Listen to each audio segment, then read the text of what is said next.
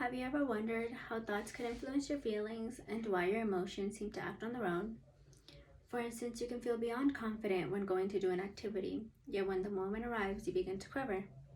This example emphasizes how debilitative emotions act on their own. By knowing emotions act on their own, people might believe they cannot control their emotions. However, according to the Interplay textbook, cognitive psychologists and therapists argue that events do not cause people to feel a certain way, but rather the beliefs they have about these events. Consider this example to comprehend how thoughts and beliefs cause feelings. Imagine it is your wedding and your grandmother did not attend your wedding or even congratulate you. You might get hurt or upset and begin to believe you did something wrong to make your grandmother not attend. Now imagine that after confronting your grandmother for not attending your wedding, she reveals she has been diagnosed with Alzheimer's for the past couple of weeks and forgot about your wedding. Now, after being more informed, your reaction would most likely change and you would feel sadness, pity, and maybe guilty for imagining that your own family would turn against you. Notice how in this example, the activating event, which is your grandmother not attending your wedding, was the same in both scenarios, but the emotional consequences were unlike. In the first case, you probably assumed your grandmother decided not to go to your wedding because she holds resentment towards you. In the second case, you might suppose your grandmother had psychological difficulty, making you feel pity and compassion.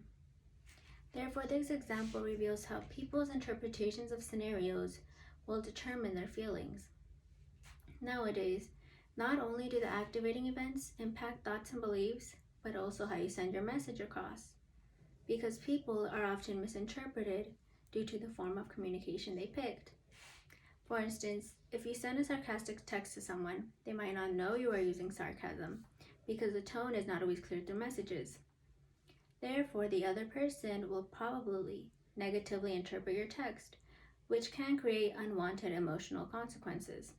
So you have to be aware that everyone has a different mindset because what you say and do can be interpreted in a variety of ways. Not to forget, sometimes children struggle with thoughts forming debilitative emotions and can sometimes end up falling into depression.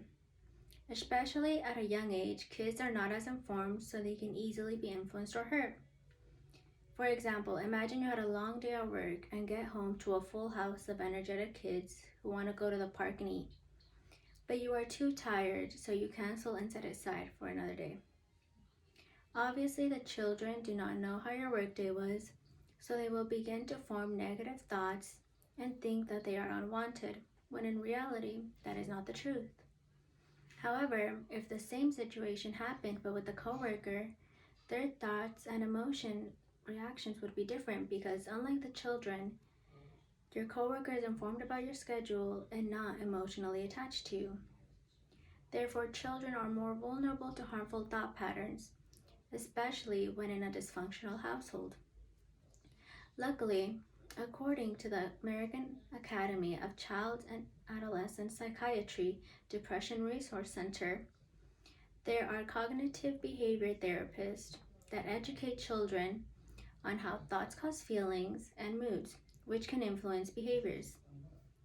Also, the therapists help children notice harmful thought patterns during the process of self-talk and replace those dark thoughts with thoughts that lead to positive feelings and behaviors. Not to forget, some interpersonal therapists specifically help children identify how some events impact their relationships, attitudes, and lives by using role play to see things from other perspectives. Therefore, everyone struggles with debilitative emotions, creating negative thoughts. However, some age groups are more vulnerable and require more attention when understanding how thoughts cause feelings and learning how to minimize debilitative emotions. In some cases, we might feel like our emotions are out of control and like we cannot change them. But research has shown that emotions are malleable. For instance, Professor Sonia Lombrowski and other positivity researchers concluded that 50% of your happiness is determined by your genetics, 10% is based on your living situations, health, and finances, and the remaining 40% is based on the effort you put into being happy. further emphasizing the major influences and control we have over our emotions. Now, by being aware of the influences you have on your emotions, you can begin to change your debilitative emotions into facilitative emotions. According to the University of Mississippi, emotions can be changed by altering an external situation, shifting our attention, and repraising the situation.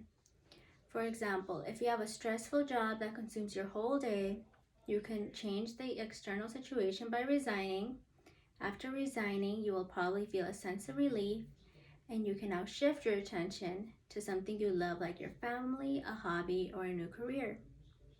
Another way you can comprehend and alter feelings is by focusing on self-talk and repraising the event.